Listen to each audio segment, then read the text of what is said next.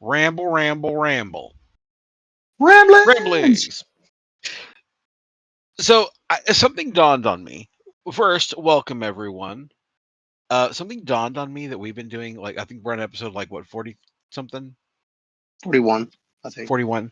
So we're at 41 episodes, and I realized this entire time, like, hey everybody, we're here for the podcast. As always, joined by Kyle and Christian, and I have never fucking introduced myself. Yep. No one knows who you are. Yeah, like so.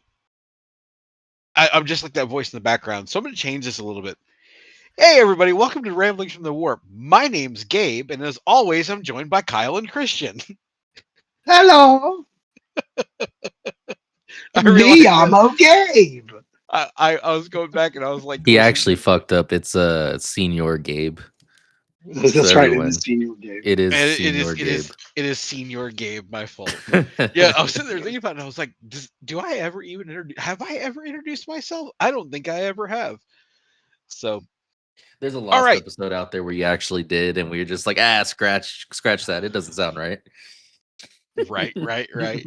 So, all right, well, continuation of the Legion reviews. Today we're gonna get into world leaders and Christian. I'm gonna say this: Christian has had an unhealthy challenge in deep diving this Legion. This is the most conflicted I've seen you in trying to like review and search information on Legion, like try to find like a cohesive thought. Because when you were doing Iron Warriors, you were just like, yeah, bro, they can do this and this and this and this. And I'm like, that's awesome. And then when he was doing like some of his loyalist stuff, he's like, man, did you know this guys can do this? I'm like, yeah. And then like 5 times this week, you've called me and you've been like, world leaders are complicated. They're. It's not that they're complicated. It's that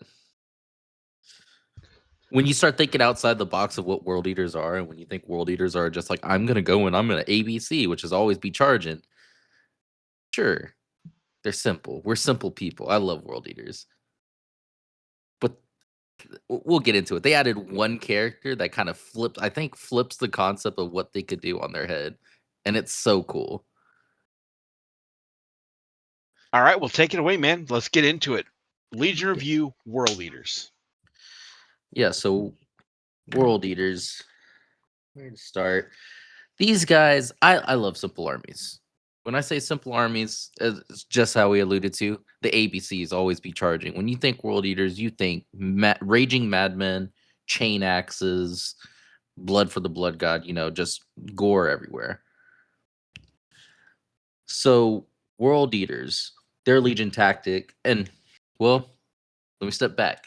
GW has graced us with these guys having basically two legion tactics.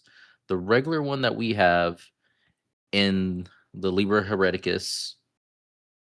This one would be their just I forgot what it's actually called, but it's the Violent Incarnate. This is the bare bones one that just says all your world eaters with the world eaters faction. If you make a charge, you get +1 to your attack. That simple. Now, most rules say you have to be charging or you have to cause this. This rule actually says whenever you make a charge. This will come up later in some other rules that I have to go by, but it's whenever they make a charge, they get a +1. Doesn't matter when it happens, how you find the way to do it. When they make a charge, you get a +1. And that's plus one to the dice roll. No, +1 attack. So you get one Oh, extra attack. attack. Yep. So if you have 3 attacks, it turns into 4 attacks. It That's why I simple. hate world eaters. Got it. And it's and what's kind of cool about world leaders, and I'm not sure if this is translated across. This is one of the few legions that has multiple rights of war. Yeah. So exactly. So the first one, that's what I'm saying. This Legion Tactica and this Rights of War, Violent Incarnate, +1 attack. This Rights of War will also give you the Legion Gambit of Violent Overkill. Now, looking at this one, this is a badass name, Violent Overkill, and it sounds exactly like what it does. So, if you have a character and they're in a challenge, You get to use violent overkill, which adds no benefit to your focus roll, but any remaining wounds allocated to the model you're in challenge with then gets allocated to the unit. So if you're in a decent combat and they're on 1 wound, and you know you've been dishing out like 3 to 4 wounds each turn, because it's possible with World Eaters, it would just spill over into the unit, and that's big. That's big for winning challenges, winning the combat. All those wounds allocate to the resolution afterwards, and that's really big whenever you're only, on average, I think I've seen like only combat's been won by like 1 or 2. So in hindsight, I think this is a game changer for killing off someone in a challenge. Now, I know I said World Eaters were simple, and we always like to charge, but this is where the trickery comes in. I love this Legion reaction. Their Legion reaction is called Brutal Tide. Brutal Tide says whenever your unit gets shot at, basically in your opponent's shooting phase, when they shoot at your unit, you get to activate this one-time reaction, this Legion reaction, and you get to make a charge move as if it was your charge phase. So after you remove casualties, you get to make a charge move. So if they're 6 away, you get a chance to make this roll and see if you make a charge. Yeah, so Now, always shoot them from a distance. Got it. yeah, always shoot them for more than 6. But that's the funny thing. Exactly how you just said. There's another point to this rule if you read 2 more sentences, and it says, if this unit didn't make the charge, they stand still. And also for using this reaction, you give the unit Eternal Warrior 1. You could use this on any unit that has the World Eater's trait. Is that Eternal Warrior after you get shot? Like after you take the casualties, like the charge? No, you just get Eternal Warrior. For On those shooting, you get the Eternal rest Warrior of the 1. game? No, it literally says for the rest of that shooting phase. Yep. Okay. It's So such a good the one. first, so I'm sorry. So the first shot that hits it is normal, but then after that, because they failed the charge, they get Eternal Warrior.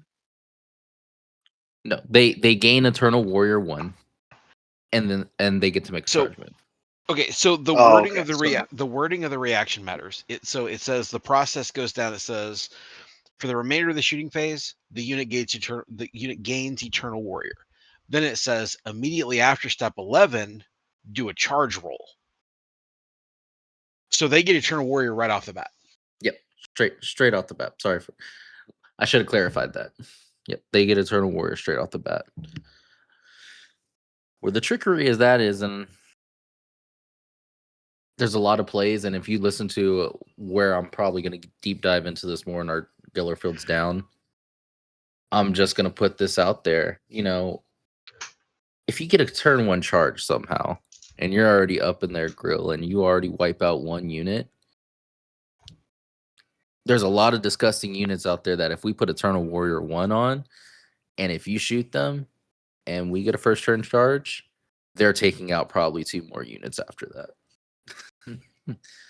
So this, if there was any reason to play World Eaters, this reaction is just amazing. Now, go for it, Gabe. On the note of that reaction, I think what makes it so disgusting is in 3.0, there's something that's kind of been drilled and ingrained into everything, and that is that you don't get to do cool shit out of order. Yeah. Right. So like you don't get to inflict statuses during your opponent's turn. They can only be done during your turn. You don't get to inflict statuses on vehicles out of turn. It's always like when it's your turn, and when it's not, sit there, shut up. And these guys are like, not if I listen to the nails. So it's kind of cool that they can kind of take some things out of order. It kind of gives them a tactical flexibility that a lot of other legions don't have. Yeah, and speaking of out of order and how this is, declaring a charge move. This goes back to what we talked in the beginning with Violence Incarnate. Because you made this charge, if you do make it, you get +1 to your attack. So it's another little out of order thing that they could get. And it's not a lot, but in some scenarios, that +1 attack, double fisted dreadnought, it's just good. Speaking of Lost to the Nails, so Gabe did say that we have 2 rights of war, and we do. The other one comes from what they call the Legion Hereticus. So this was a PDF drop that they gave us. Off the top of my head, I can't remember when they did it, but this was a PDF drop that you could get from GW's website on the Heresy side. And what this Legion Hereticus gave us, it gave us more than just a new rights of war. It also gave us a new detachment that goes along with some units. We'll talk about those units later and what they do. But to start it off, yes, Legion Hereticus, their Legion tactic is called the nail bites. This is where you get the fluff, I guess, the narrative of being lost to the nails. So if any one of your world eaters ever fail a leadership check, they get lost to the nails. What lost to the nails means for any world eaters unit is they will gain. So at that time, they lose all statuses that they had on them. They will gain +1 attack, +1 to their setup move. Their leadership, their cool, and their willpower go up to 10. Or if it's already higher than that for some reason, it stays at the higher one. And then they must always attempt to charge something if it's within 12. If nothing goes within 12 and they don't charge anything, then they lose this benefit. Now, reading that out loud, it sounds amazing. Does anything mean it has to be enemy? Yes, it has to be. Obviously, it has to be an enemy model. No, but it's no obvious about that. Because if I make them charge themselves, it's game on. Now, saying this out loud, all these pluses sound so good. But what draws me off of this is it's not reliable. And the reason I say that is because you have to fail a leadership check. Not a lot of things cause you to take leadership checks.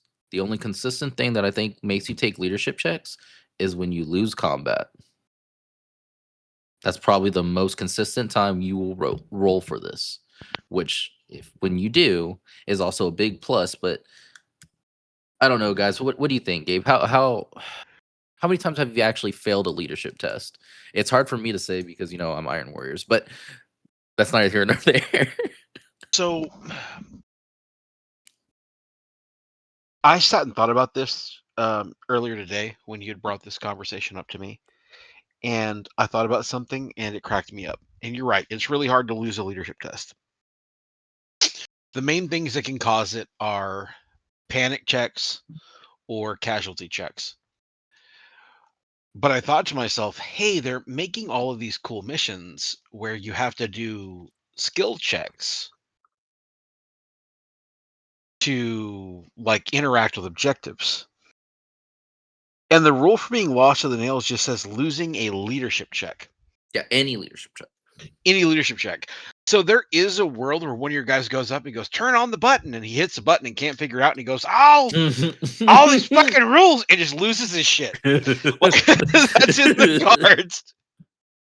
Where there's a world leader who can't figure out how buttons work, and he was just like, you just gave Seth an idea for a mission. He's like, I want a world eaters play on this and lose his shit when he can't figure out the password was 1235, like some shit like that. Yeah, like I just did I hear you right? What's that, Kyle?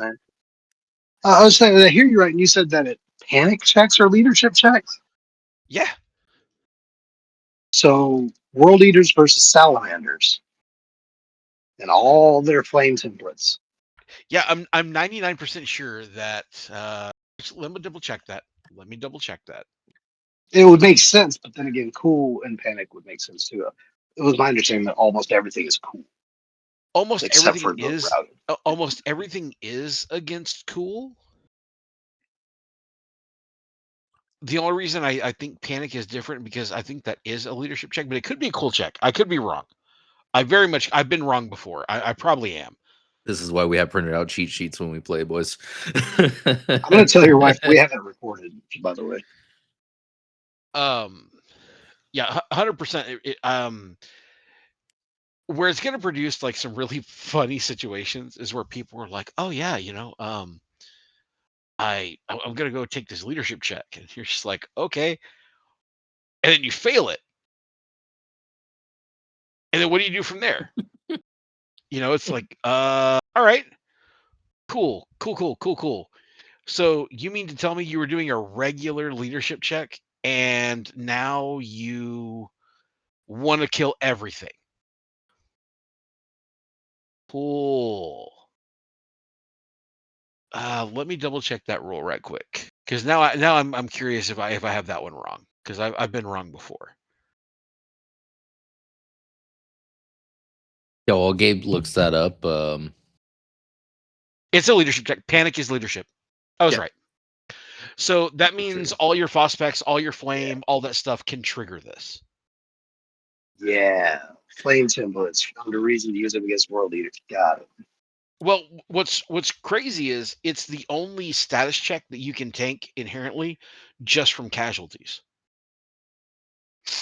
If you got 10 guys and you lose 3 of them, you have to make a leadership check. Well, that can trigger the nails. Yeah. So, Yeah. So, like I said, it's good. It's not reliable, but it's still good. Next thing that they have in Legion Hereticus, their advanced reaction. This isn't once per turn or this isn't once per game. Let me clarify. This isn't once per game. But it's such a weird one. It's so weird. I don't know if I like it, but let me just read it to y'all. So this one is Furious Charge. This reaction is allowed to react with any unit that's World Eater's trait. They automatically become lost to the nails if they have suffered casualties during a volley attack. You have to spend 1 reaction point, and boom, they're just lost to the nails. that has some really gross implications, because if it's triggered by volley attack, that means we're already in the charge, buddy. For We're sure. already there. We're already there.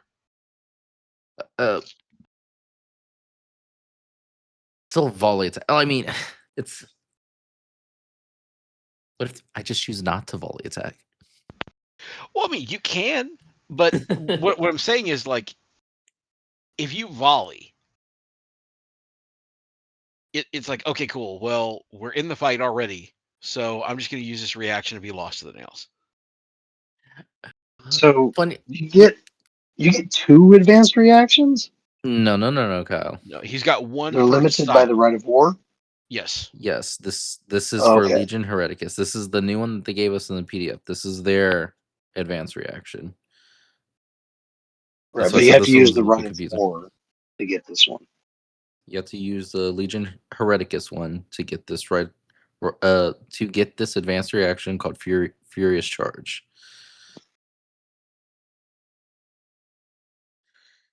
So yeah, this one's a little weird. I'm a little iffy on this one because it has to be during a volley attack. The way that I see myself like this always going down is you basically do what I'm doing right now, and you read your opponent the rule, and they're just like, I'm just not going to volley attack. You know? I can see where that idea comes to mind, but there's so many armies where the volley attack is worth the risk. Oh, I'm taking this risk 100% of the time with Sons of Horus. Yeah. um, this is twofold, I guess, in like salamanders and stuff, because like Kyle said, it was like Fuck it, I'm gonna volley attack with flamers. Let's do it, bro. Double chances to get lost to the nails, I guess. Where kind of gets me though, it like spends one of your reaction points too. Like, I can.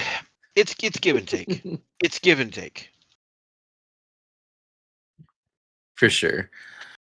Moving on from that, from this, for the Legion Hereticus, they have a gambit called Brutal Dismemberment.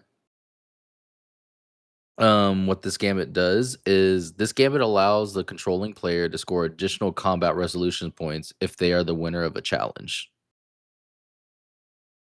So basically how this reads is when you remove that casualty after you beat them in a challenge, you gain 2 additional combat resolution points on the ones you already got in the glory step.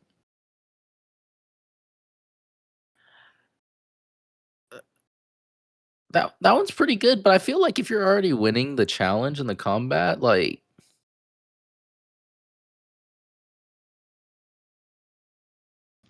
It kind of feels like you're doubling down on a mechanic you're already winning in.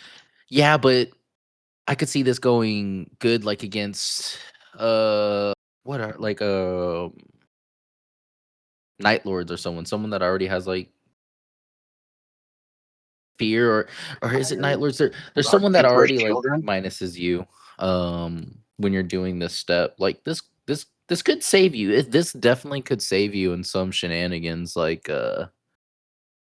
Wasn't it Emperor's Children we just talked about that says that yeah, if you tied it, no, you really lost it because Emperor's Children get +1. Well, them, and then you have a lot of legions like Word Bearers that get +1 to yeah. combat resolution. You have things like Vexillus that give +1 to combat resolution, things like that. So Word Bearers. That's what I was thinking. Yeah, so I think the overall theme of Legion Hereticus that I'm seeing is that this is all niche scenarios that when they do happen, you could come out big. And what I will say is I don't really like this one as much as I like the original one, but this is very fluffy. This is very well themed for a Lost to the Nails World Eaters army. It's so And these fluffy, I want to die. yeah, and these rules when they do come up, it's gonna seem really powerful, but it's when they do come up. there's definitely some downsides to it. This is a small carryover from 2.0, where this was a thing with World Leaders before, where they had to charge the nearest unit, and it produces some problems because if you're like, yeah, I'm lost to the nails, I'll be like, okay, here's a dreadnought. Yeah. Yeah. But Charge into the meat spinner. yeah, well, they kind of cleared that one up in 3.0 because this one doesn't say charge the closest unit. It has to just charge something within 12. Yeah, but I mean, if that's the only thing I'm going to feed you, True. If it's the then only by thing all you're means, gonna feed me, you know, Oh either no, that or I you're present, Leviathan Dreadlord. well, either that or I present you with like some crazy thing where it's just like, would you like to fight this command squad with a bunch of lightning claws, or would you like to fight this dreadnought? I pissed off your assault squad. Welcome to my Kinatai. I'll be honest. I think World Leaders Lost to the Nails can handle Kinatai Yeah, maybe. just because of weight Gabe's of seen him take attacks. out custodes. Yeah, it's weight of attacks, man. When we were playing in Adepticon, this guy was like, "I'm lost to the nails," and I was like, "Okay." And I'm like, "He's charging custodes. We're fine." I turn around. I'm like, "Eric, where are your custodes?" And he was like, "They died, man." I'm like, "To what?"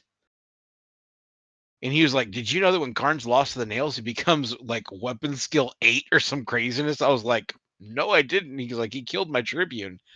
I was like, "Well, that just sounds like you roll bad dice, sir." That But sounds no, like a you problem. World Leaders are gross when they're lost to the nails. It's just so niche. Yeah, that's what I was like. It's just so cool. It's just really narrative. It's really fluffy. I really do like it. I'm tempted to make a list off of this, but we've talked about both rights of war. There's one thing I left out though about both these rights of war. And the reason why is because I think many people have a misconception that there are some armies like this that have two rights of war. And with these two rights of war, both of them give you Legion Prime benefits.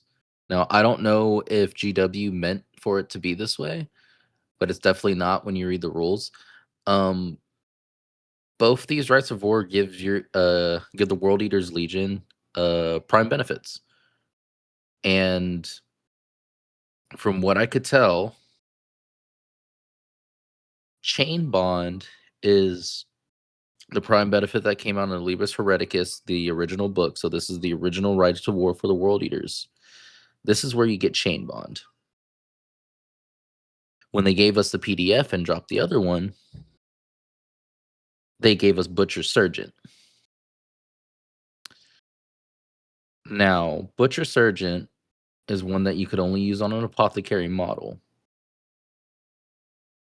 But nothing stops you from doing this in both rights of war. As long as you could get the certain model with the prime on it, you could unlock this in both rights of war. So let's go ahead and talk about the original one. Let's talk about Chain Bonded. This is so cool. I want to find a way to always run this in my list.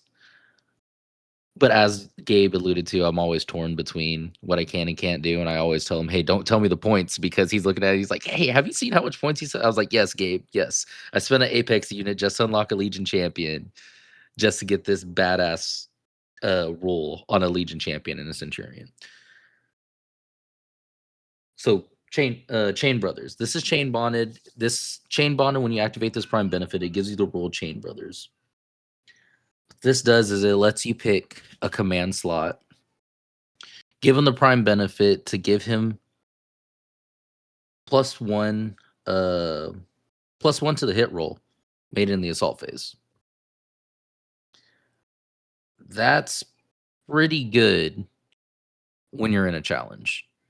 Not only does he get it, whoever he's chained to, you get to pick another model in the command roll and give them +1 to hit. So now you have 2 +1 to hits in, I don't know, a random tactical unit, any unit you want to put them in, basically. Not only do you get to do this the way that I wanted to run it, and you heard me say, hey, let's give up a Apex detachment to unlock a Legion champion and a officer cadre. It's because if you find a way to give that other character Paragon of Battle, now you have a Paragon of Battle model with +1 to hit, with his bro chained to him that also is +1 to hit. You're hitting mostly almost everything on 2s.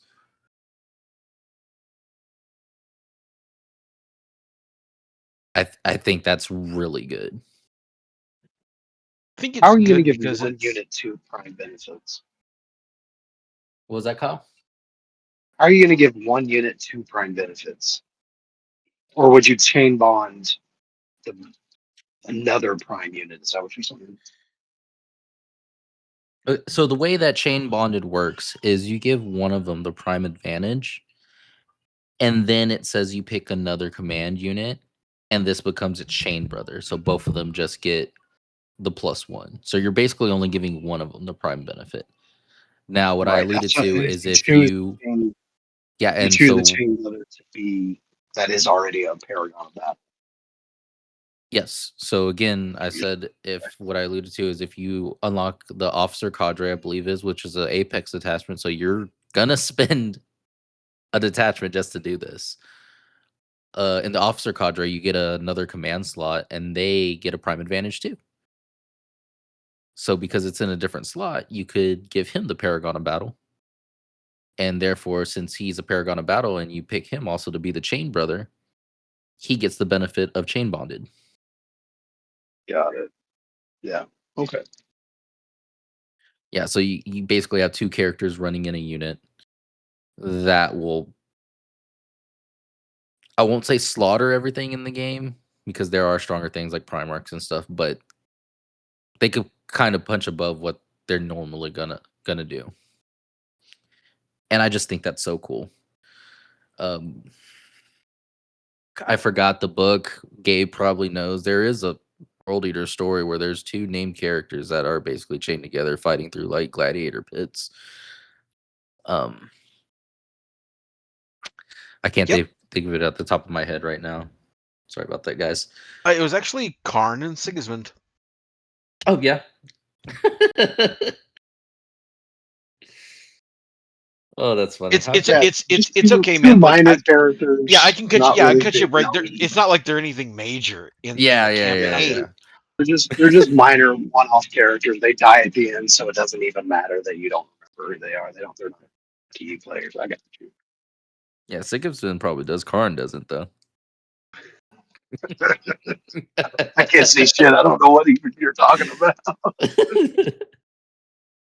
So yeah, that's the prime benefit for the original. Now the second one that we got in the PDF is the Butcher Surgeon. Now this one's really weird because this one is only allowed to go on an apothecary unit. What this prime advantage does for you is it gives the apothecary a ravaging madman. Ravaging madman is a weird rule because the only thing that you could ravaging madman units could only join other ravaging madman units. So this is kind of pigeonholing you into only two things in World Eaters. And that's Red Butchers and Inducti.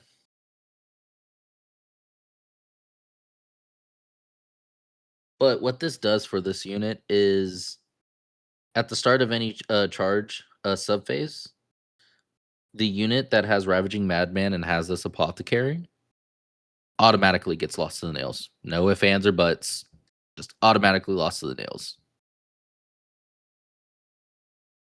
So all those loops and hoops we were talking about jumping through in the original, in the beginning of this episode, you don't have to do that. You have this apothecary with that unit, automatically lost to the nails. That's pretty good. On top of you also, because it's apothecary, you basically get pseudo feel no pain rolls with the medic reaction. So this is a really tough hitting unit that's hard to shake because you can't put statuses on them. And they're going to be charging anything within 12. Is that something that you can choose to activate, or is always activated 100% of the time? They're always lost? Always activated when once they declare they're making a charge. In the charge subphase, automatically lost to the nails. Gross. Yeah, that one's pretty spicy. I like that one a lot. Speaking of what units you can, so I did mention one unit. I said Red Butchers and Inducti. Let's jump into those. Let's jump into the unique units that the World Eaters have.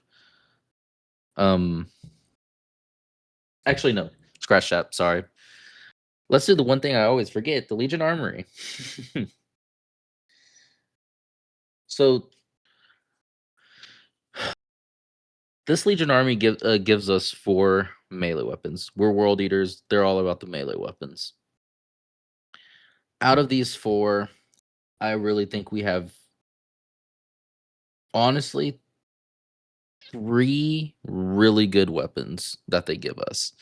The sad thing is, to all the World Eaters fans out there, none of them are the chain axes.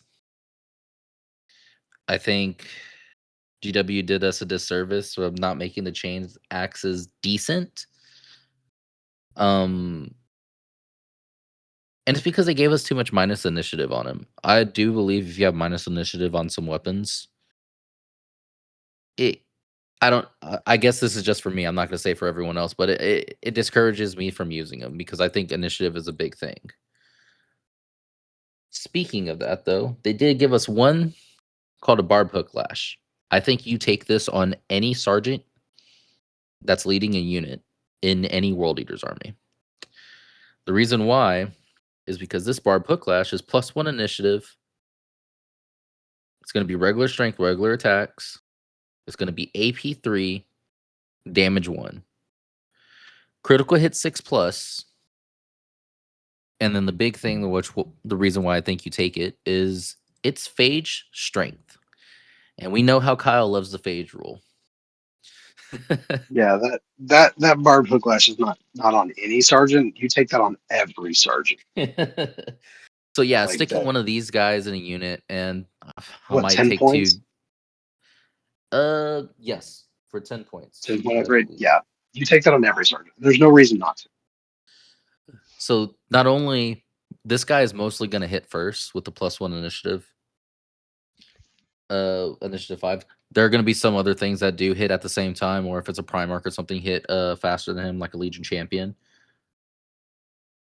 But you're gonna have this guy in a tactical squad or something, and he's gonna go out fight another tactical squad, hit first, and make that phage strength. That's a big difference to make your guys live. Minusing their strength to your toughness, it's a big difference from hitting from 4s to now hitting on 5s. That makes your unit more survivable in every way. So if it was me, I would take this everywhere I could. At least one in every unit. Now, another good melee weapon that World Eaters have is let's go with the meteor hammers. Meteor hammers are just regular initiative, -1 attack. The -1 attack, it's pretty bad, but we're World Eaters. On the charge, we make that up. So that counters that out. This is +2 strength, AP 3, damage 2. And it actually is impact initiative. So again, if we get the charge, not only do we cancel out the attack, we're also getting +1 initiative. So +1 initiative on an AP 3, damage 2. This is killing a lot of Marines before they could touch you. Tacticals and troop choices. It's pretty decent. I believe Lance ran these at Adepticon, and he said he really liked them. It saved him in a pinch with some, I believe, veteran squads out there that are rocking 2 wounds. No, This I just don't think mulched he took them to Adepticon. What's up? He didn't take his World Eaters to Adepticon. Yeah, he did. Yeah, he did. In the first phase, when he did play them in the first half of it, he did. He ran them all with meteor hammers, and I believe against the 2 wound models with 3-up armor saved, he said this did work. If he would have brought anything else, he doesn't know if it would have worked as well. Oh, he just took his Dark Angels for the important games. Yeah. Oh, got it. So those are the meteor hammers. Those are pretty good. Where I think the World Eaters struck gold is these Paraphalax blades. This is what I want to run all my models with, which sucks because I don't even think GW has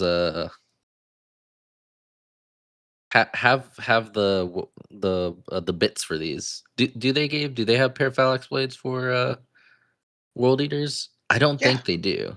Oh, they do? Yeah. Oh, damn. I misspoke, people. Sorry about that. Well, hopefully y'all go out and y'all buy a whole bunch of paired Phalanx blades for these World Eaters, because these things are amazing to me. Regular initiative, so you're getting no initiative buff or no initiative minus. Regular strength, AP 3, 1 damage. Where I like these is they give you +2 attacks. So on the charge, you're getting +3 attacks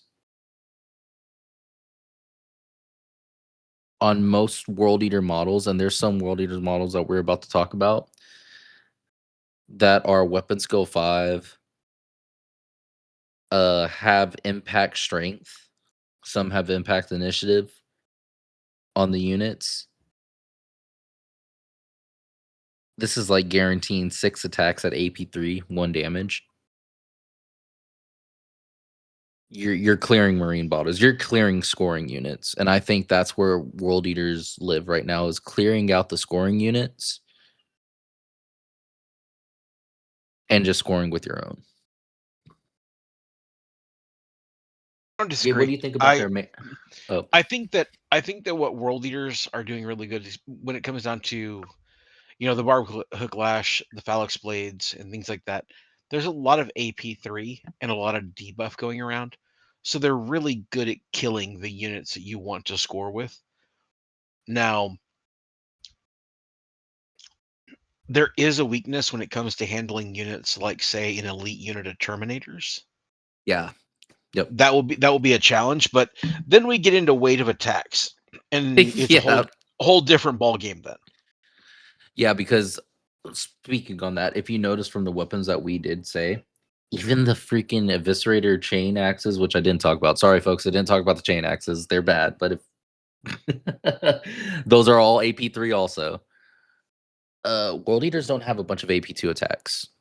So their Terminator units going up against other Terminator units. And that being said, you're not going to find no luck getting past those elite units with our weaponry. But luckily, this is 3.0, and everyone could almost take the exact same thing. So, yeah, when we get to the Gellerfield down, have some stuff I think that is crunchy enough to help you take out other elite units. So yeah, that's the Legion Armory. That's their melee weapons. Their melee weapons are pretty good. Where this is going to pay dividends is their units. Most of their units are weapon skill. Their elite choices are weapon skill 5. Sadly enough, the next unit that we're talking about is an elite choice, and this is going to be the Red Butchers. Now, I say sadly enough because Red Butchers can't take any of these weapons for some odd reason. Even though they're World Eaters models, I don't know if it's a lore reason or why,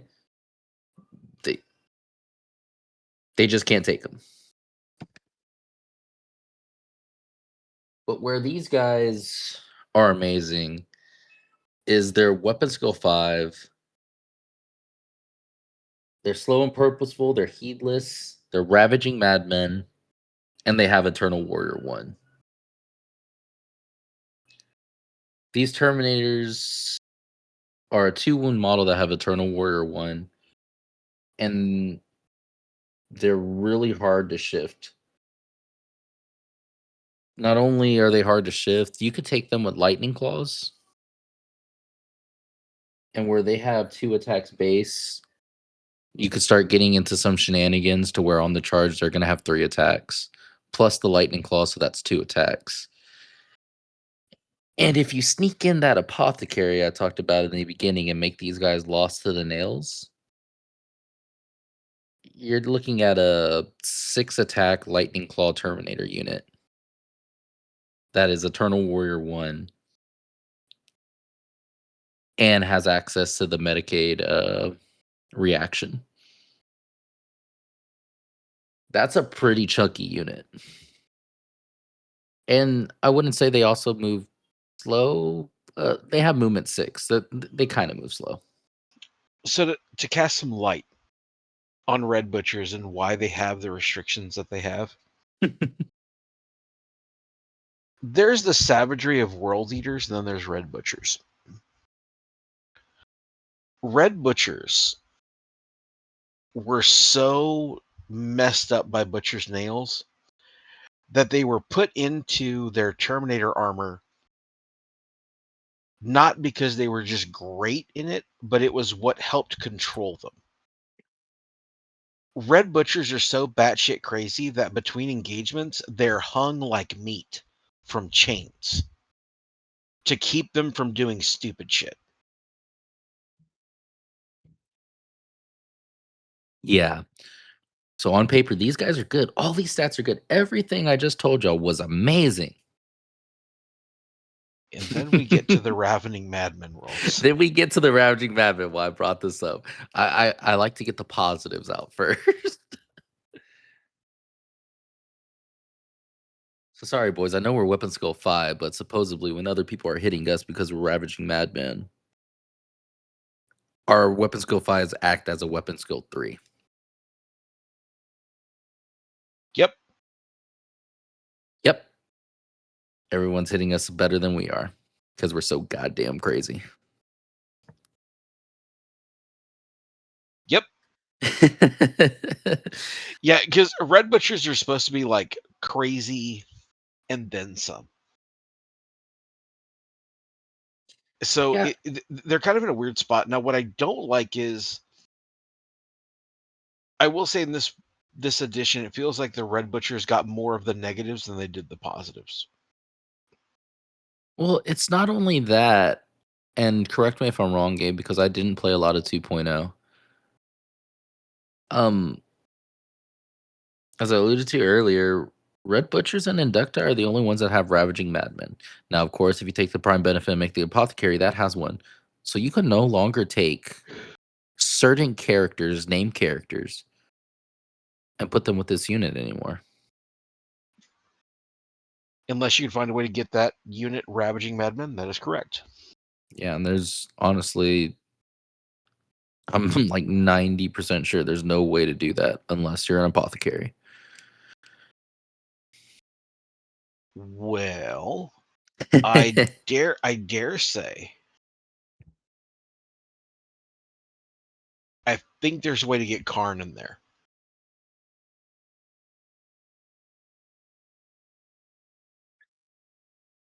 I think. Don't quote me on that. We'll look it up, and if there is a way, that'll be something put in Gellerfield's down. But I don't think there is. But I have been wrong before. Comment down below if we're wrong. It may not be, because I think Karn is actually a high command, so there may not actually he is a high command. a way to do it. It'd be really weird, but there's a reason I'm getting these 2 units out the way before I start talking about the good stuff.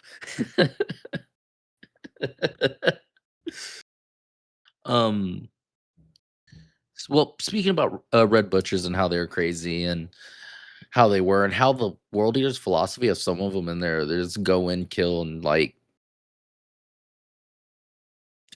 if you're a World Eaters, you weren't surviving for that long. Your life expectancy probably wasn't that much, to where I believe they just started going to worlds and picking out people and be like, hey, you over there, you're going to be an Inducti World Eater.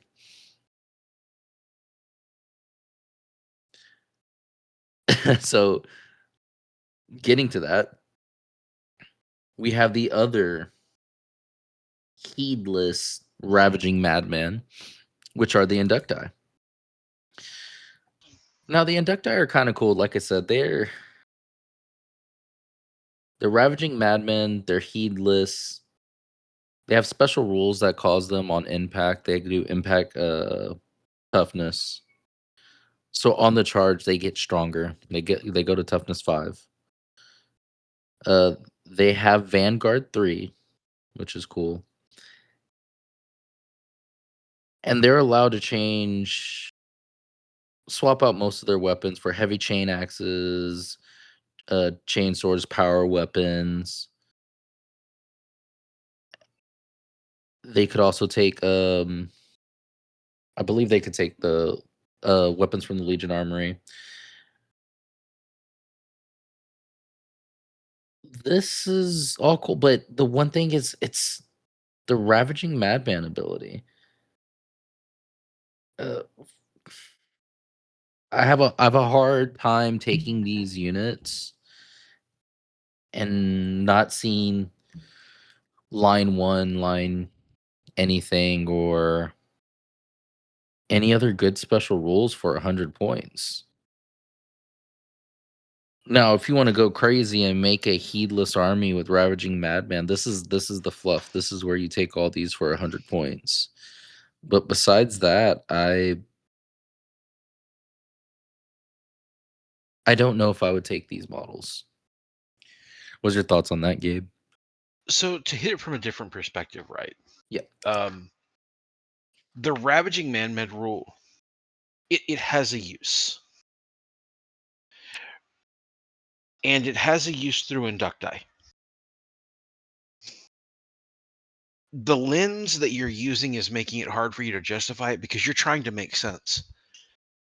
And that's not what we're supposed to do with world leaders, right? We're supposed to be embracing the crazy. And when you embrace the crazy and you think about it, like, you don't have ravaging man-med. You have chain-wielding cruise missiles. And once you can find a way to weaponize that, harness that, put it in a bottle, you can find new ways to use it. There are lots of guys that have been using world leaders for a very long time that have found a way to kind of bottle this up and make it viable. I will say it's going to be very difficult for new players to get a grasp on running world leaders in that manner.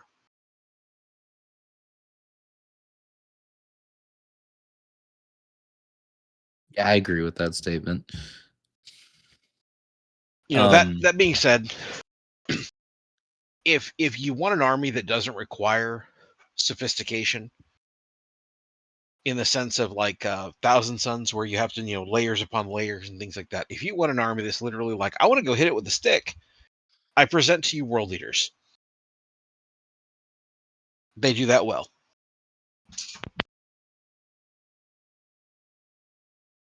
Yeah, let's talk about the positives. let's talk about the fun stuff where I want to talk to you. Now, I'm not going to say they don't have a place. Gabe is right. Actually, I do have a lot of things, a lot of ideas going for these red butchers that we could talk about later. But let's talk about the good stuff now. Let's talk about rampagers. I love these models. These models are amazing. These are technically what turn into berserkers, I believe, in the 40K universe. These guys are so cheap. If you look through for them in the lens that I'm looking at, I believe they're 22 points per model. But these guys could only take weapons from the Legion armory. So the meteor hammers, the paired the dual blades, basically, barb hook lashes, they could only be equipped with these weapons. So for 22 points a model, if you think about it the way I'm thinking about it in math, these guys are basically like 2 points because you're getting these 20 to 10 point weapons automatically on them. It's kind of crazy, but that's not what makes them good. What makes them good is these guys are Vanguard 3 and they have impact strength. That's it for all their special rules. They don't have Ravaging Madmen. They don't have Heedless. They don't have anything else. Those are all the rules, so they really don't have no downsides when it comes to their rules. Now let's get to their stats. These guys are movement 7, weapon skill 5. Strength, toughness, those are all 4s. These guys are also 2 wounds. They get 2 attack base, leadership and cool is 8, willpower 7, initiative 7, and a 3 up save.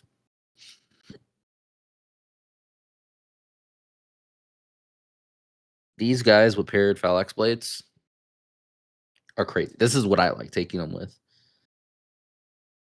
On the charge, they go from 2 attacks to 5 attacks, with strength 5. When Gabe was saying that we're not sure if we have any way to take out AP, or because we don't have AP2, we want to see weight of attacks, these guys will send out weight of attacks. You can take these up to I believe a 15-man unit. Let's see how many armor saves someone can make. Not just that. One of the weapons I have access to are meteor hammers. Oh, yep. And it's something Christian and I have been discussing at length. And I believe this as well. Close combat is not necessarily won by strength or AP, it's won by initiative. If you never get to hit me, I win combat. I love that. And meteor hammers have initiative impact. And they're AP3 with 2 damage and strength +2. Like, they're monstrous weapons. And so you can take those. You can take paired phalanx blades. They can take barbed hook lashes, so you can cause all that phage. Like, these guys are a full toolkit. Yeah, and that +2 from that meteor hammer on the charge actually gives you also another, because rampagers are +1 to strength on the impact too. So these are strike 7. Gross. So I like it. yeah, you get a good chance of popping more things like rhinos and other tough units, other tough vehicles. So yeah, and also the sergeant in this unit can take lightning claws or a thunder hammer or any other weapon. So that's another thing to utilize too. If you want to roll a bunch of dice, if you want to feel just how it feels to roll a bunch of dice, take them with the paired phalanx blades. Really good. Or the meteor hammers. I love this. I like this unit a lot. Getting to this unit. Another reason why I like this unit a lot is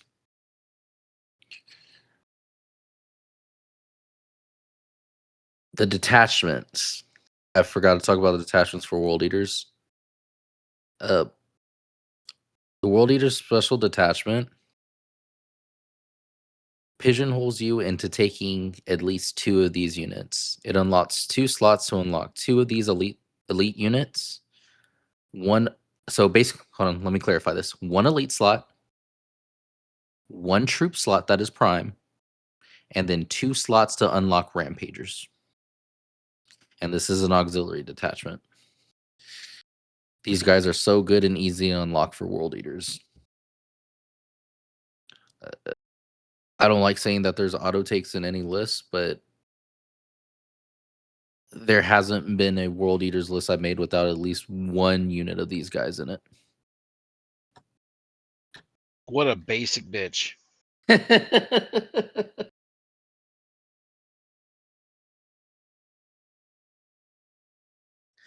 Now, rampagers are solid. I'll say that they're solid. I do know some guys are kind of upset that rampagers don't have jump packs.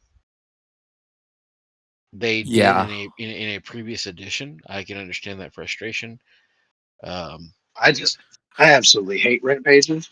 They make me rampage. So well, my viewpoint on it. For Lance. Thanks, buddy. My viewpoint on rampagers is if my suzerain on retinue, you don't get jump packs. So yeah, I think they're in a good spot though. I think World Leaders are in a good spot. I think rampagers are solid. Yeah, rampagers are solid. I know that, like you said, they did lose their jetpacks. Outside looking in, because I didn't play a bunch of 2.0, a lot of things in these armies in this game are fast either way. One thing to also say about rampagers is they're not bulky in any way. That's gross. These guys could fit in rhinos. Them losing the jetpacks, it sucks, but you could make up that lost speed by packing these guys in rhinos. Yes, you'll lose. You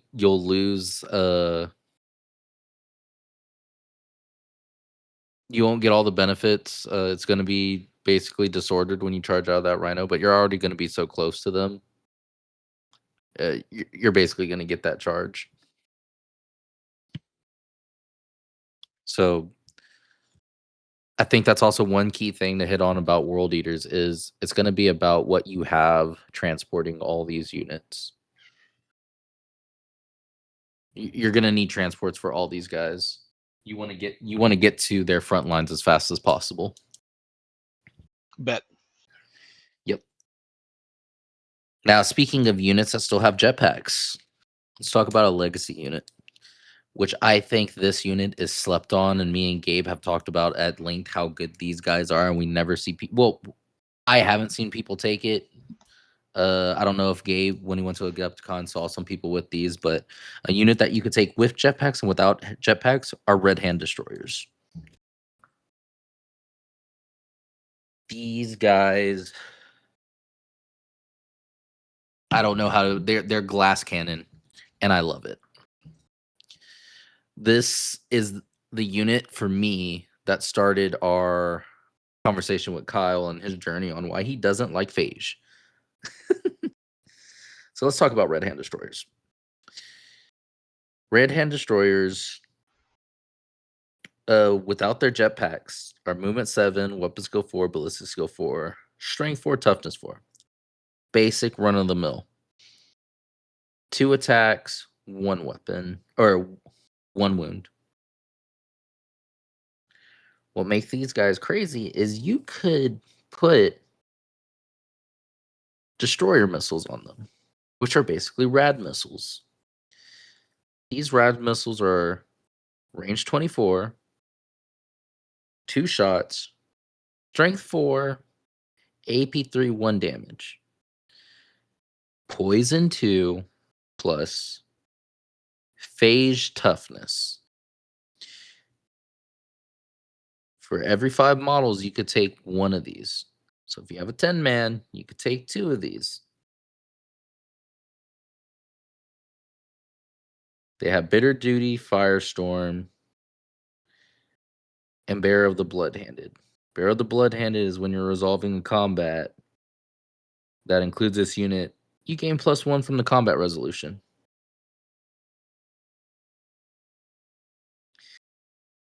Make no mistake, these guys are crazy. Phage toughness with AP 3, damage 1, shooting weapons. On top of that, you get Firestorm, so you get to fire these again on the charge. These are mulching scoring units. I really do like these models. I hope to see more of them when World Eaters players. They don't need transports. You put them with jump packs on them. They shoot from far range. They shoot from 24 inches, and then when you want them to move out, they'll move out. And I promise you, I've wiped out 10-man units of tacticals. Any scoring unit you see on the field, it's going to die. And because it's a ranged weapon, and they also have rad grenades. You get to do this to multiple units in a turn. You could shoot 1 unit off an objective that's 24 inches away and charge another unit. These guys are scary. There's another layer to that. Another layer to the Red Hand Destroyers.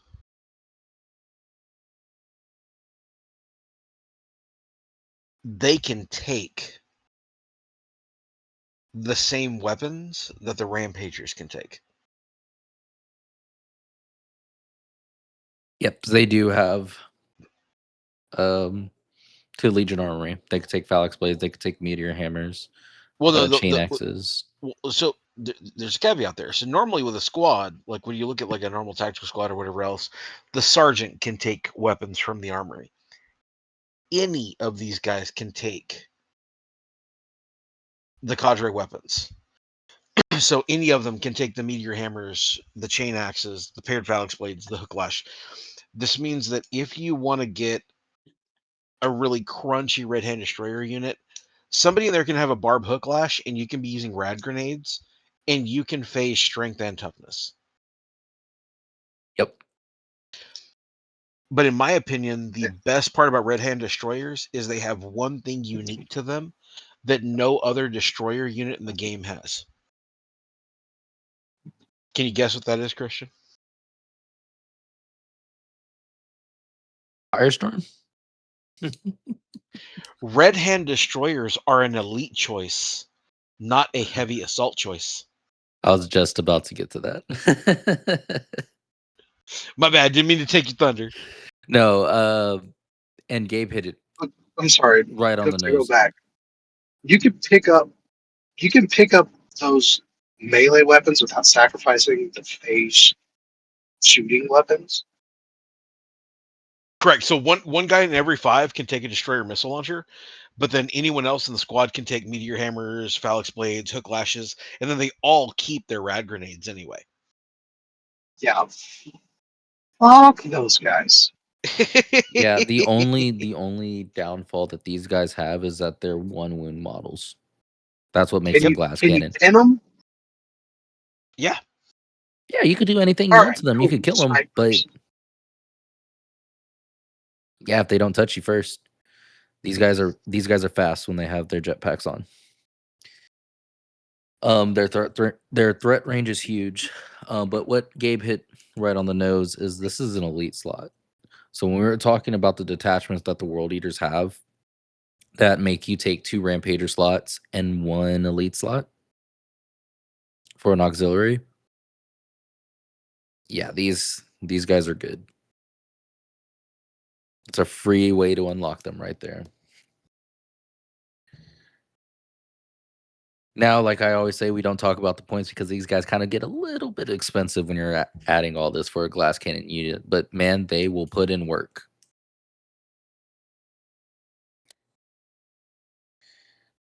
And that's all the units for the World Eaters that are unique to them.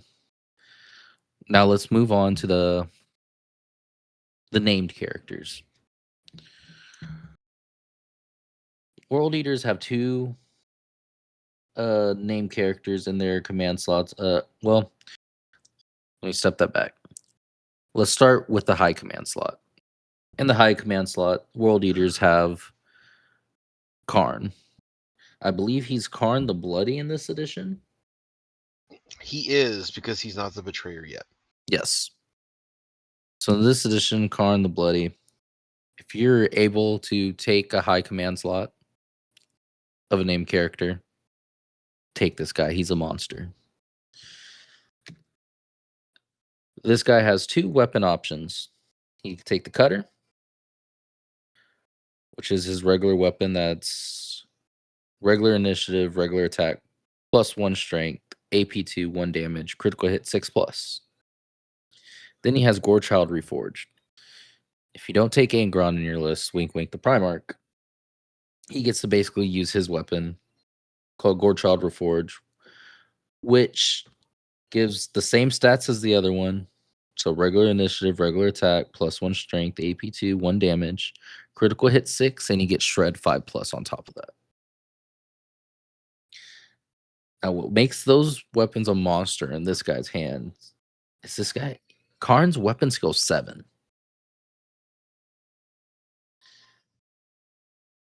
Weapon skill 7, Reaping Blow 2, Eternal Warrior 1, and because he's a high command, he gets precision 5+.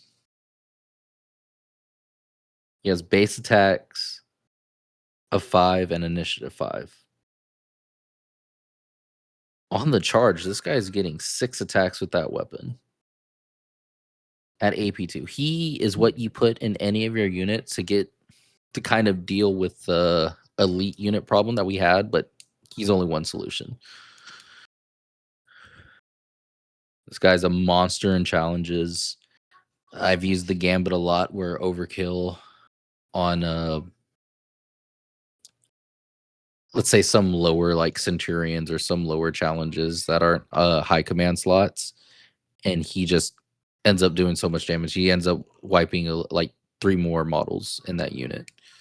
This guy is a monster in combat, and he's only 175 points. If you could take him, I would put him in the list. He is so good.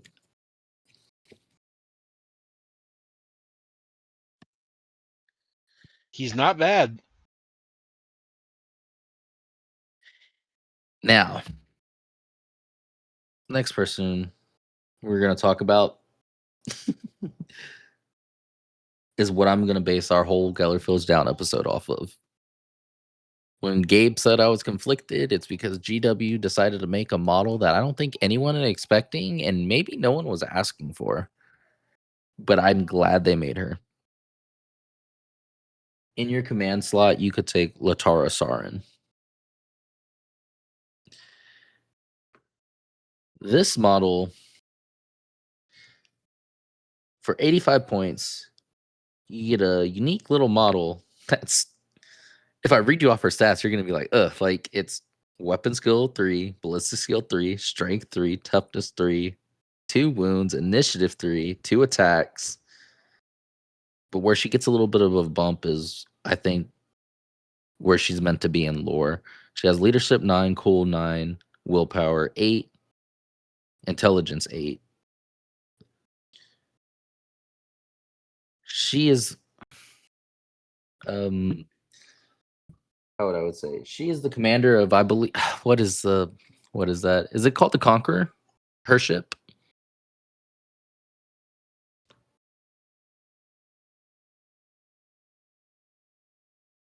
I believe her ship is called the Conqueror. Y'all can check me on that later. She has special rules that I think break some of the point of the games because there's not a lot of model. I think there's only one other model in the game that affects what we're about to talk about. And where she breaks the rules is she has level-headed. Level-headed is a special rule that says if she passes her intelligence check, she has to make an intelligence check. She gets to pick one or two options. The first option that I think breaks the game is if she passes that intelligence check, she is one of the only models that could affect aerial. What is the exact wording on this? Let me see. Aerial reserve roles. And that's big because there's not a lot of things. People keep on thinking that if it says reserve roles, you could use this for anything with the fly keyword. That is wrong. You have to have the rule that says affects aerial reserve roles to make this happen.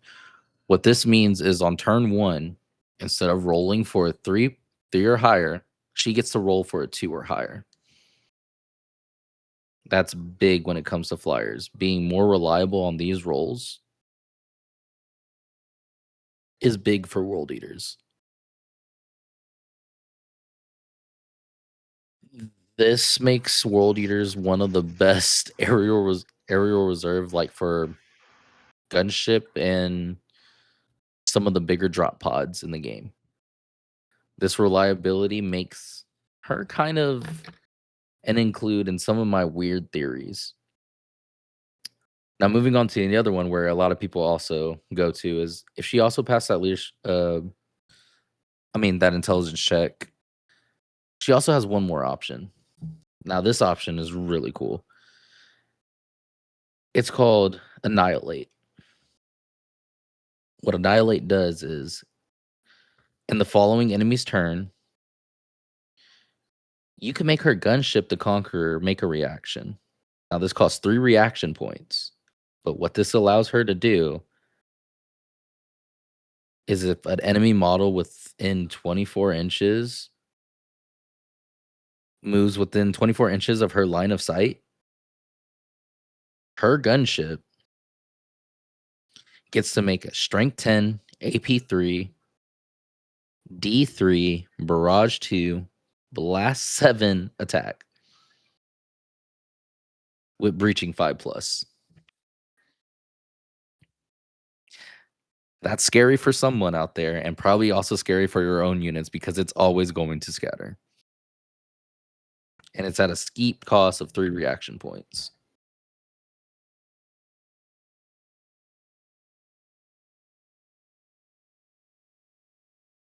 That's expensive.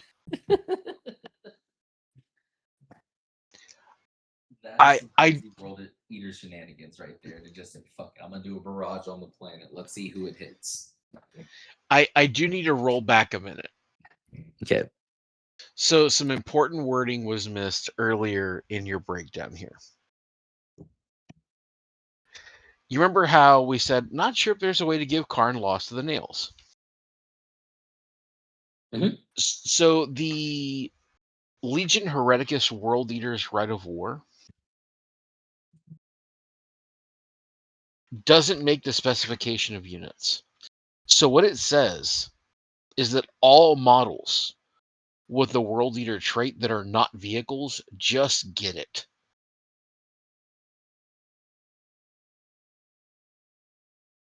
You're talking about loss to the nails, yeah? Yeah.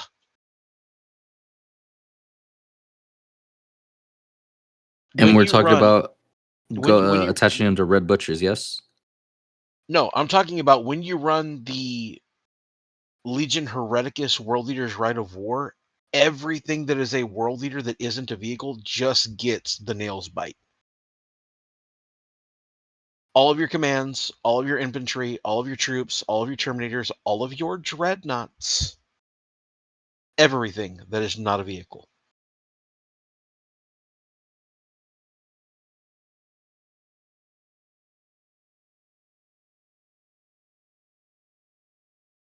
This does not require a prime benefit. It doesn't require any kind of a slot detachment or anything crazy. It just happens.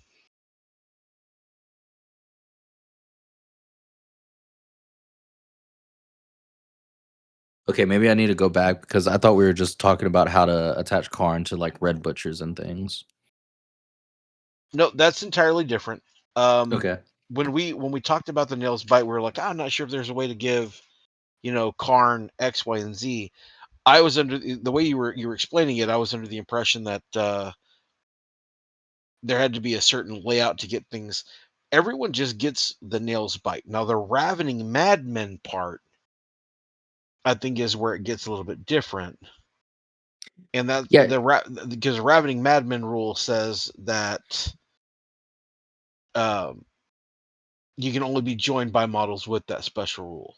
yeah. So Yeah. clarifying that back up, yeah, everyone gets lost to the nails when you take. Okay. Yes, you're And 100% right. then that Legion confusion was on Hereticus. then that confusion was on my part. My bad. My bad. Yeah. So what I was saying, I guess, is what I hate that we lost is on the red butchers is you can't really attach anything to them unless they have the ravaging madman rule. Now everyone gets lost to the nails. When you take Legion Hereticus, you get that buff. Whenever they go crazy, they get all those crazy buffs. But what I just hate about you can't take Angron with red butchers anymore. You can't take Karn with red butchers anymore. You can't take any model. I don't think you could take any command with red butchers anymore. The only thing you could take is the apothecary.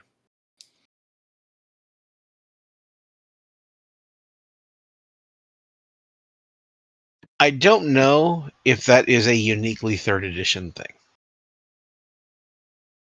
Red butchers, I swear, used to be the bodyguards of Angron at one point, and I'm pretty sure in 2.0 you could take Angron with red butchers.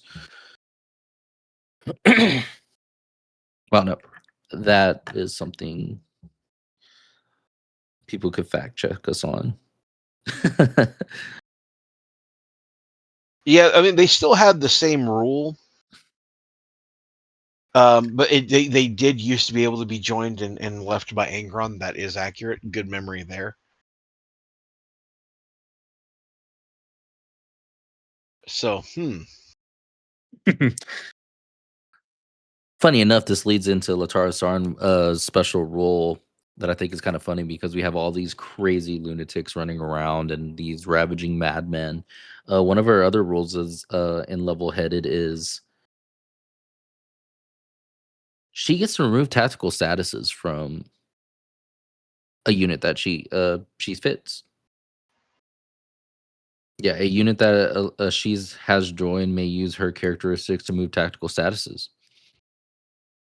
So she's really the only one that is level headed out of the group. So whatever you have her to, she can move a tactical status like if she had a Nuncio box.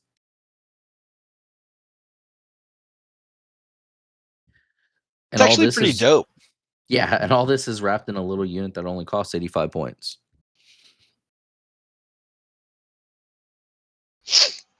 It's kind of cool because that kind of gives you an insurance policy where you're like, okay, cool, this squad over here, this squad of lunatics got pinned.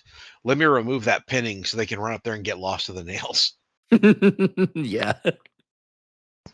That's And a funny correlation. That's pretty lore accurate, right? She's always the one. She's like, "Hey, these dumbasses over here are doing something, Karn. Settle this shit. Settle them out before I shoot them in the head with a fucking plasma gun." Yep.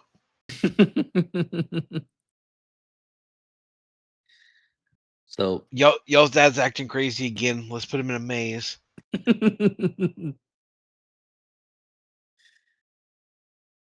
yeah. So, speaking of dad, let's talk about the big man himself.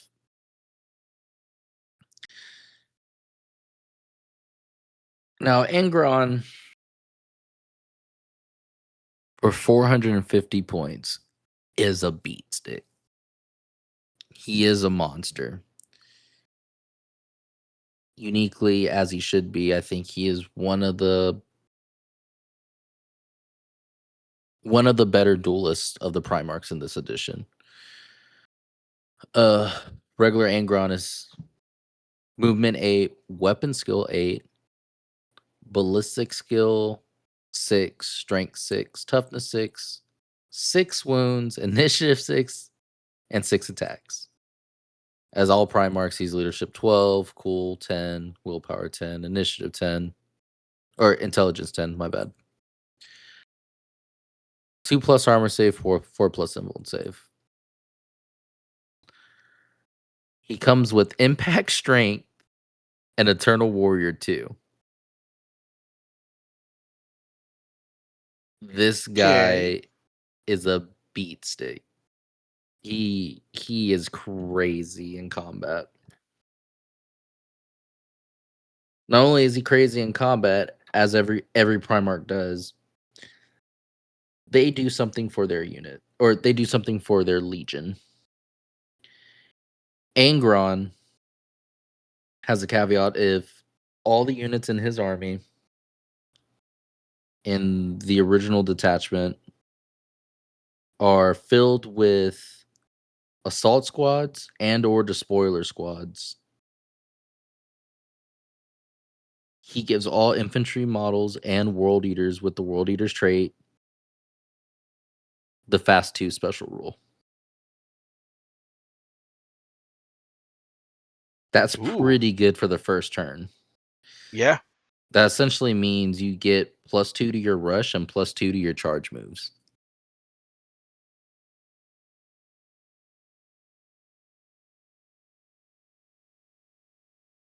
That is pretty good for first turn when we're trying to make first turn charge with world eaters.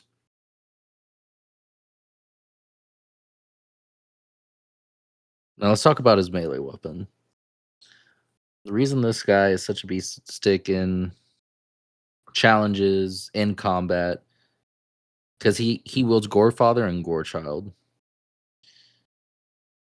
On top of his already 6 attacks, this weapon gives him +1 attack. AP 2, damage 2, critical hit 6+, and shred 5+.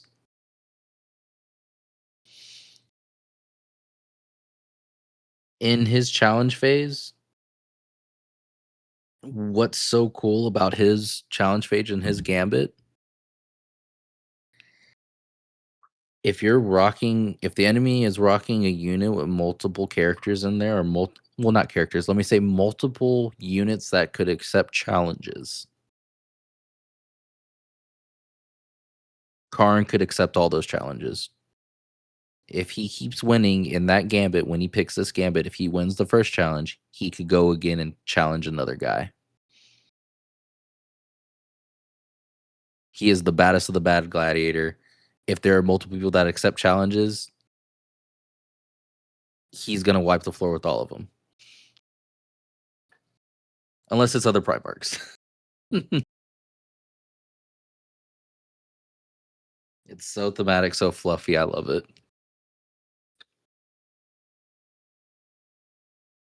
And with Eternal Warrior too, there's not a lot of things that are going to be damaging him out there.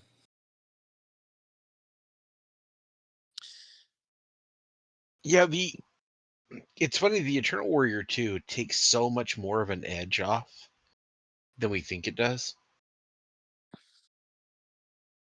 It actually does reduce a lot of damage. Yeah, for sure. Besides other Primarchs that I could think of that deal like crazy, like 4 damage and stuff like that, if we're talking about any other unit that's going up against him, I would dare say like 80% of the field, you're looking at them basically potentially doing 1 damage to him on someone that already has a 2 up, 4 up.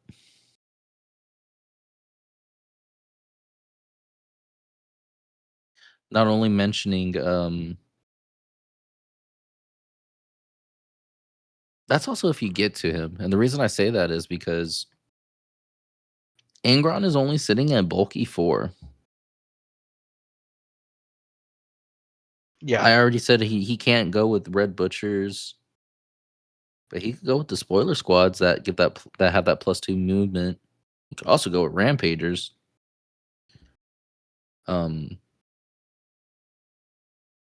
Whatever you pack him in a Land Raider or whatever transport you put him in with a group of buddies, there's not that much stuff out there that probably could handle that on the first charge. He's also really fast with movement 8 and initiative 6. He's booking up the field, especially on the charge. His setup move, I believe his setup move is like 5 or 6 inches. It is something crazy. He is moving fast. Now, speaking of Angron, he does have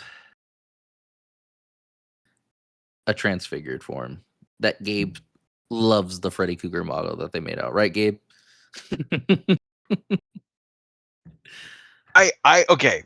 It's not like a love or a hate thing. It's more of like it's such a weird head to go on that body. Yeah, dude, like for the armor he has on this figure, it looks like he like skipped leg day, skipped arm day. The dude just that meme where they're like, "Get that guy some milk." That's how I feel when I look at this model, just with the armor set and the 2 big ass fucking axes he's wielding. But nonetheless, it's a nice model. It's a chunky model. His wingspan is massive. But yeah, for 600 points, you get a selfish dad because he doesn't get a gambit and he doesn't do anything that benefits his legion. You get a big flying demon Primarch with movement 14, weapon skill 8, ballistic skill 6. Now 7 strength, 7 toughness, 7 wounds, 7 initiative, and 8 attacks. It ain't Your bad. your stats go up to leadership 12, cool 10, willpower 12, initiative 8, 2 up armor 74 plus, like Eternal Warrior 2, bulky 7, deep strike. And I think the big thing that him and the other transfigured Fulgrim have is they both also have fear too. Yep. And they're also malefic. Yes. So you're not stunning these guys. You're not putting statuses on them really.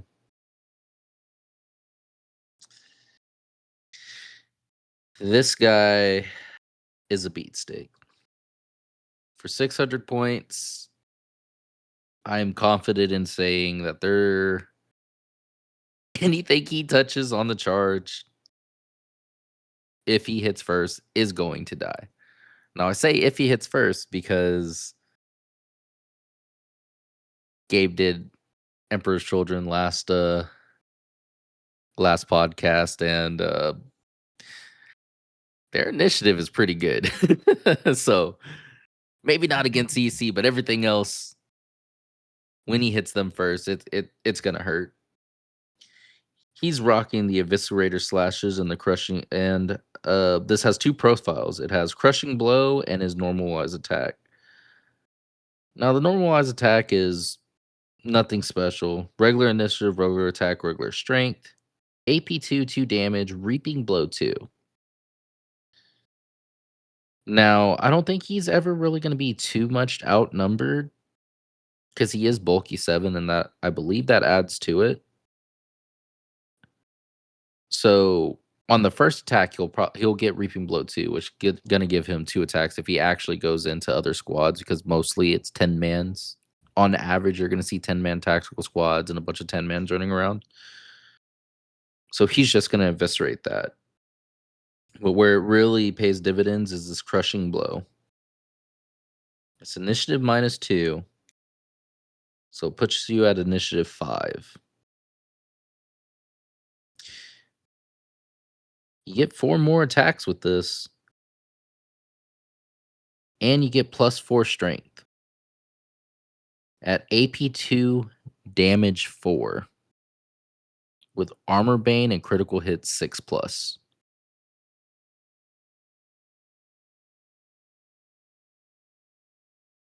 If you hit that critical hit, he's hitting in at damage 5.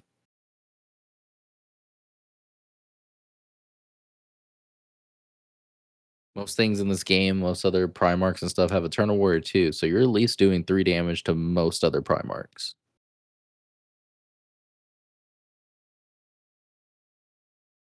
This guy packs a punch.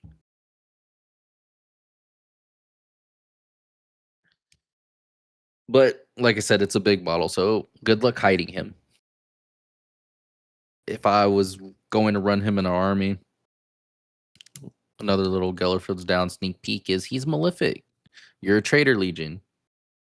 You can make the spoilers and other things Malefic too with a little prime advantage.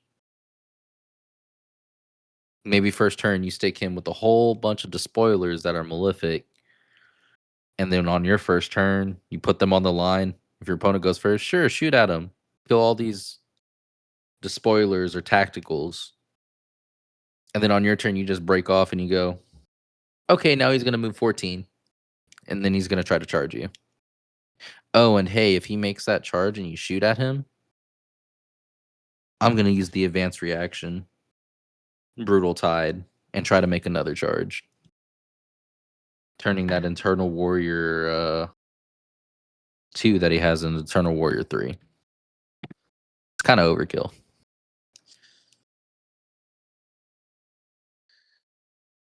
But yeah, that's it for all the units that we have for World Eaters. The key takeaway to these World Eaters units is picking the right transport for these guys, and key units that I would like to say that we didn't talk about that everyone could take. I really do think any variant of like maybe a Dreadnought that could take double fist is really good in this, in the World Eaters. Rampagers are really good in World Eaters. And Latara Sarin makes some flying units good in this, in our Legion. Which is kind of funny to say that I would never have thought that World Eaters would be good at bringing in flyers. Yeah, I didn't see that one coming either, but it's going to add some more dynamics to the game. And maybe World Eaters players will do something other than just like, I don't know, ABC. 60 Ravagers and 60 Land Raiders, all unimaginative and shit. Yes, there's definitely, from her just being in the army, there's definitely some ways to think outside the box. Hell yeah.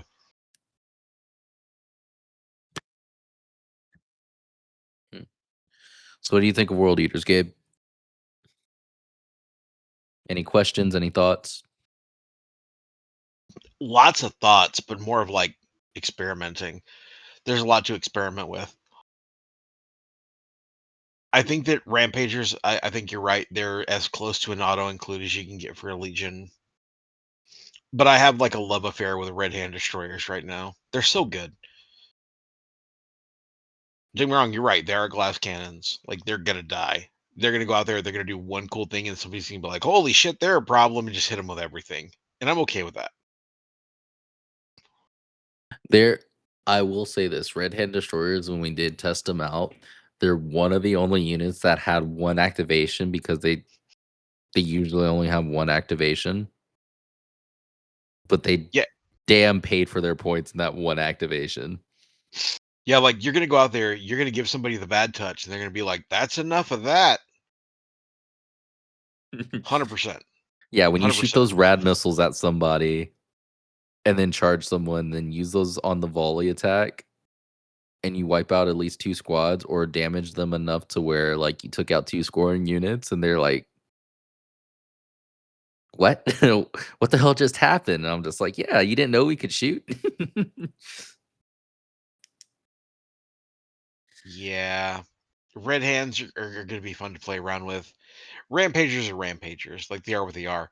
I think what's going to be hard is, as much as they are thematic and they're really, a thing for world leaders, finding a way to fit Red Butchers in for their price and their slot choice is going to be a challenge. You're going to have to kind of go out of your way to get Red Butchers in there. Yeah, there is a place for them. There definitely is a place, and we could touch on that more on our Geller Feels Down episode. Any I would final not thoughts? count them. I would not count them out. No, I just can't wait for our Geller Feels Down episodes. I have so many thoughts and so many little things I need to iron out for that episode. But it's gonna be fun because I'm gonna take this Legion in a different direction that I hope Yeah, works. you keep calling me and asking me questions, and it's kind of like when I first started like training technicians, like they would call me for a question, and then after like 2 hours they would call me back and they'd be like, what about this? And I'm like, that is completely the other fucking spectrum of what you were talking about. What? Because like you'll call me and be like, Gabe, what do you think about, what do you think about Red Butchers? And I'm like, oh, they're pretty good, but they have some detriments. And then like 3 hours later you're calling me back and you're like, can a Storm Eagle carry a Leviathan? I was like, no, but a Charybdis can. You're like, I'll call you back. Then you call me back and you're like, is it worth it to fly in a reserve under this so that I can just fire all these defensive weapons? I'm like, dude, what the fuck is going on over there? What are you doing? Like, are you having a fever dream? Are you on cocaine? So I'm eager to see what you come out with. Not that you asked, but my opinion is fuck world eaters. That's I've determined That's his that's your opinion for everything. yeah, that's your default answer for everything. You're always just like, is it my army? Cool, no, fuck them. I don't like No, them. fuck Thousand Sons too. I don't want to play against them either. I was about to say we should do an episode where we're talking about our army, but just like not name what it is and kind of like bounce around it to make just Kyle go, fuck that army. And we're like, hey, Kyle, that's Thousand Sons. Thousand Sons. I'm I gonna don't know in- about the I'm gonna Dog. I'm going to intricately make like a review video and be like, yeah, we have this, with this. Guys can be like, oh my god, who made that list? That guy's a dickhead. And I was like, and we pull back the curtain. Today on The Price is Wrong, this is Kyle's Thousand Son list. I Yeah, would rather that. 100%. It's like playing the red flags game. Like, Mom, let me ask you about this guy I'm talking to, and then you just give her all of her own red flags, and she's like, "Nah, that's a red flag. No, that's a red flag." Yeah, no, Yeah. Kyle is the red flag. I am. Yeah. Well, then, with that, let's bring it to a close. As always, guys, thank you for joining us. I think next is Kyle with Death Guard. Yeah. Yeah, man. Fuck Death Guard. No, I'm just kidding. Damn, glad you got that one out early, huh, boys?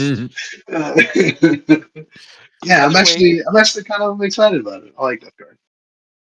I hope you're excited about a Legion you play. That's That came Exactly. off like that guy that's like, I like turtles. Get no shit.